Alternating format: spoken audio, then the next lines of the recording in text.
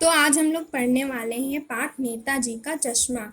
तो सबसे पहले हम लोग पाठ जान लेते हैं। पाठ है नेताजी का चश्मा। इस पाठ को किसने लिखा है? इस पाठ को लिखा है सर्वेश्वर प्रकाश ने। ठीक है, इस पाठ को लिखा है सर्वेश्वर प्रकाश ने। और ये जो पाठ है ये 3 कैरेक्टर पे बेस्ड है। कौन कौन से? पान वाला, नेताजी, हालदार साहब और कैप्टन। जो नेताजी का चश्मा पाठ है, नाम नेताजी है, लेकिन पाठ में कहीं पे भी उनका पूरी तरीके से चित्रण नहीं आया है। सिर्फ एक जगह उनका नाम दिया गया है, सुभाष चंद्र बोस। बाकी जो पाठ है वो हमारे 3 कैरेक्टर पे बेस है। तो जो हमारा पहला पैराग्राफ है ये क्या कहता है? पहला पैराग्राफ हम लोग का ये कह रहा है, जो हालदार साहब है उन्हें हर 5वें दिन जो कुछ कंपनी के काम से कस्बे से गुजरना पड़ता था। और इसमें कस्बे का भी वर्णन किया। अब कस्बे का वर्णन क्या किया है ये हम बताते हैं आपको। कस्बे का वर्णन ये किया गया है कि कस्बे में कुछ कच्चे मकान थे और कुछ पक्के मकान थे। ठीक है, और कस्बे में एक लड़की का स्कूल था, एक लड़कों का स्कूल था, एक सीमेंट का जो कारखाना था, 2 ओपन एयर सिनेमा घर थे, और बस इतना ही था, और एक नगर पालिका थी। ये जो है ये हमारा पूरा कस्बे का रेखा चित्रण है। अगर हम बात करें कि हमारे जो हैं क्या हालदार साहब कैसे, हालदार साहब का व्यक्तित्व कैसा है, तो हालदार साहब जो हैं वो बहुत भावुक व्यक्ति हैं। वो देश प्रेम को बहुत ज़्यादा सम्मान करते हैं। जो देश प्रेम के प्रति जो व्यक्ति हैं उनका वो बहुत सम्मान करते हैं। और जो सबसे मेन क्वेश्चन आता है इस पार्ट से वो ये आता है कि कैप्टन कैसा व्यक्ति है। तो कैप्टन कैसा है? कैप्टन एक अंधा लंगड़ा व्यक्ति है। वो उसकी एक चश्मे की दुकान है। जो वो दुकान नहीं है, वो एक फेरी वाला है। फेरी वाली मतलब जो गली गली में जाकर के सामान बेचते हैं।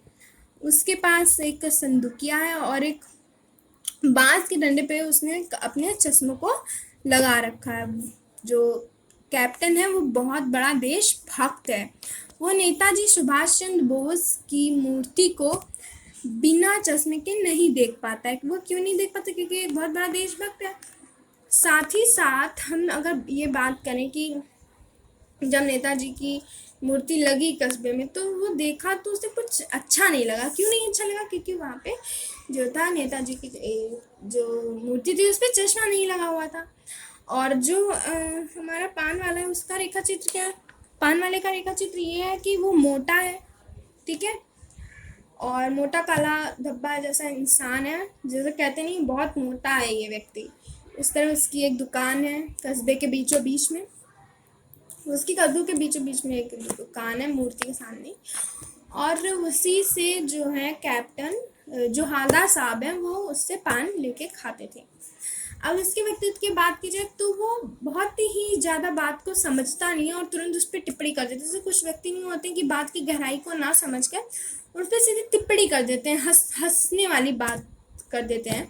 तो ये चीज़ बहुत ख़राब होती है। उसमें एक क्वालिटी उसकी बात करता है। उसकी एक क्वालिटी ये भी अच्छी होती है, जब पार्ट में कैप्टन मर जाता है तो सबसे ज़्यादा दुख जो होता है वो पान वाले को ही होता है। पान वाला बहुत दुखी होता है कि वो इस बात से भी दुखी होता है कि कैप्टन मर गया, वो इस बात से भी दुखी होता है कि अब नेताजी की जो मूर्ति है उसमें चश्मा कौन लगाएगा।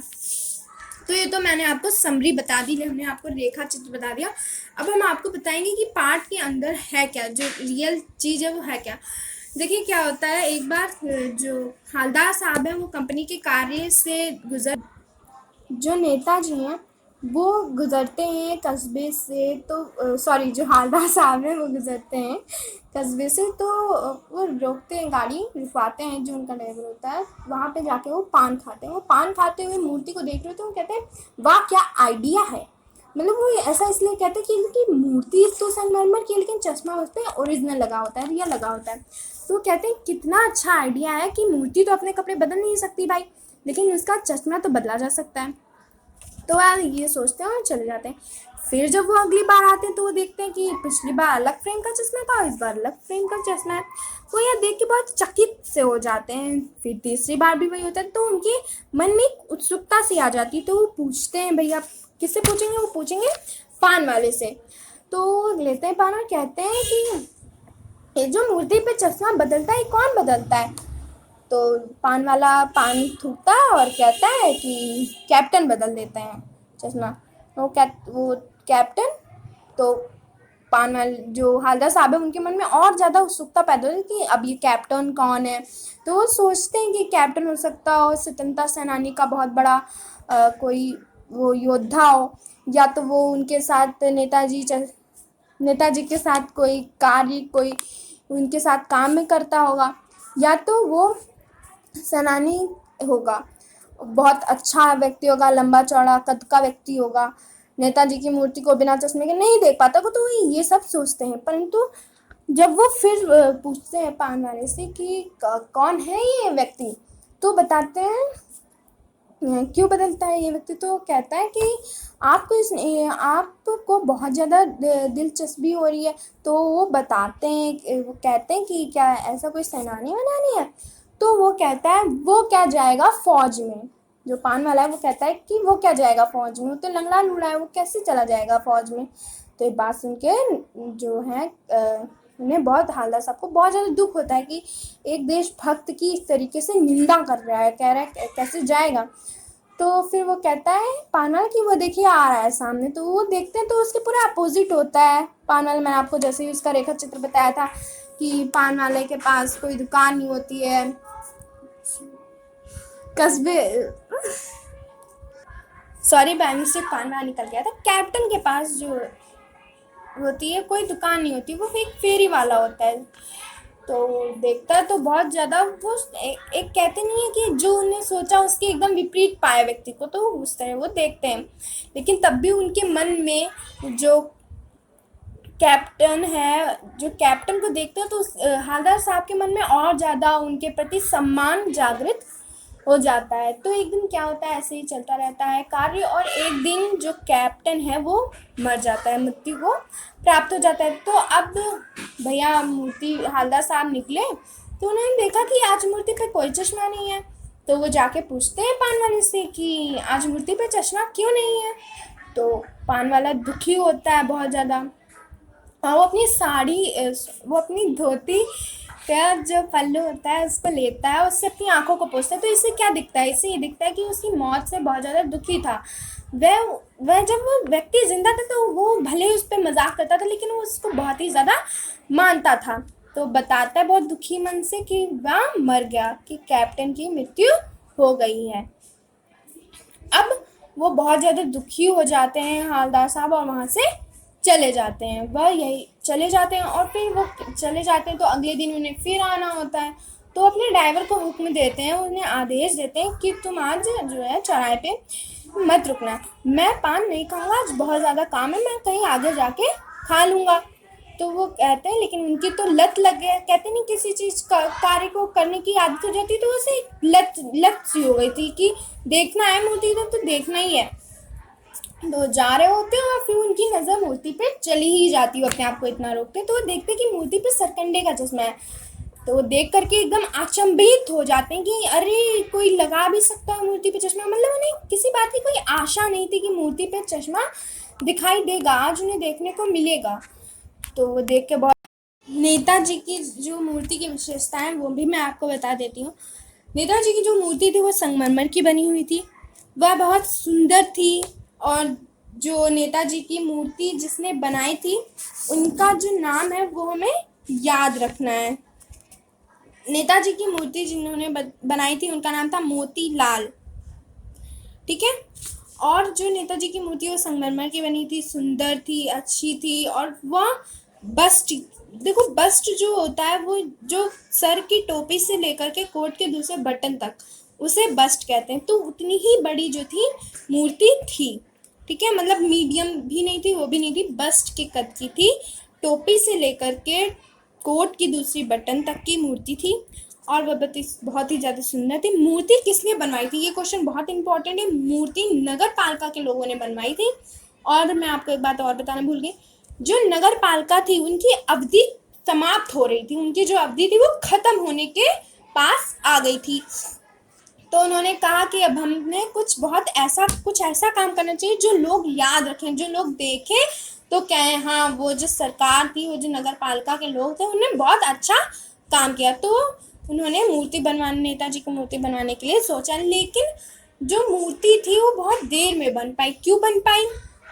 या तो उन्हें मूर्ति के जो अच्छे कलाकार होते हैं उनके बारे में नहीं पता था, या हम यह भी कह सकते हैं कि चिट्ठी पत्री में बहुत ज़्यादा कार्य जो टाइम था वो लग गया, तो या उनके पास इतना बजट नहीं था कि वो एक अच्छे मूर्तिकार से मूर्ति बनवा पाए। तो उन्होंने उस कस्बे के जो हाई स्कूल के ड्राइंग मास्टर थे मोतीलाल, उन्हीं को मूर्ति बनाने को कह दिया था। और मूर्तिकार जो मोतीलाल थे उन्होंने भी कहा कि हम आपको जल्द से जल्द मूर्ति बनाकर दे देंगे।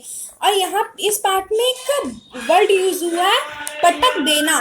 पटक देना का मतलब होता है कार्य को पूरा कर देना, जल्दी जल्दी करके बस समाप्त कर देना।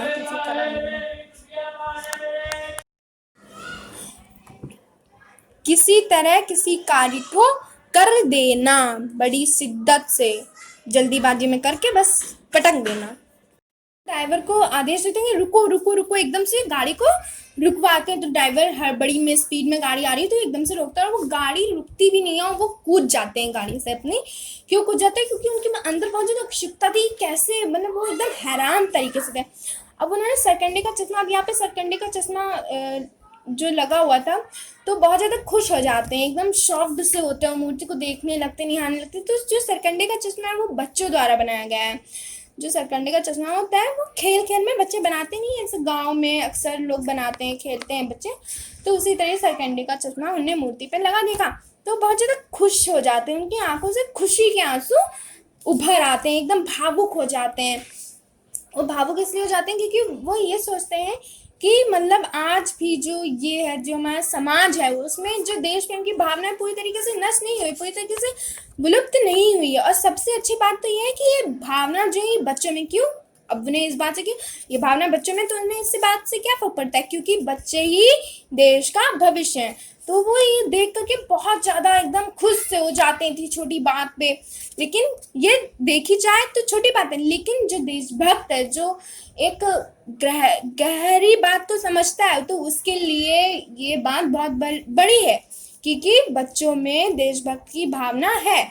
तो ये हमारा सरकंडे का जो चश्मा है उससे ये क्वेश्चन आता ही आता है पेपर में, और ये मोस्टली आ जाएगा। अब जो पाठ है इसका सार जो है, जो पाठ जो लेखक कह रहा है, पाठ जो यह कह रहा है कि ज़रूरी नहीं है कि हम फौज में जाएं और हम डीएम बने, कलेक्टर बने, तभी हम अपने देश के प्रति अपने कर्तव्य को, नहीं, ये कोई ज़रूरी नहीं है। हम जहाँ पे हैं अगर हम वहाँ पे अपने कर्तव्य को पूर्णता, पूरी अच्छी भावना अपने दिल से, अपने दिमाग, अपने मस्तिष्क, हर चीज को जोड़ करके किसी कार्य को करते हैं तो भी वह देश के प्रति हम लोग की देश की भक्ति ही है।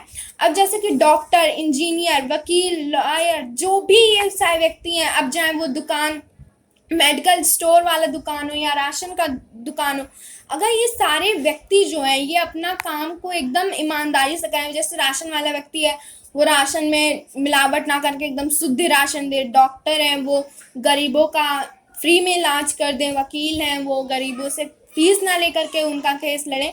फीस ना लेकर के मेरा मतलब ये नहीं है कि अगर वो फीस लेंगे तो फिर उनका क्यों ले, लेकिन उनका शोषण ना करें। तो ये सब है। पाठ में लेखक ने यही कहा है कि जो व्यक्ति जहाँ पे है वो वहाँ पे रह करके भी अपने देश के प्रति अपने कार्य को कर सकता है। जो स्टूडेंट्स हैं, जो विद्यार्थी हैं, वो अपने जो क्षेत्र में है उसमें अपना बहुत अच्छा प्रदर्शन दे, उस तरीके से भी वो अपने देश के प्रति अपनी भावना को प्रकट कर सकता था। तो यही था हमारे पाठ नेताजी का चश्मा में। धन्यवाद।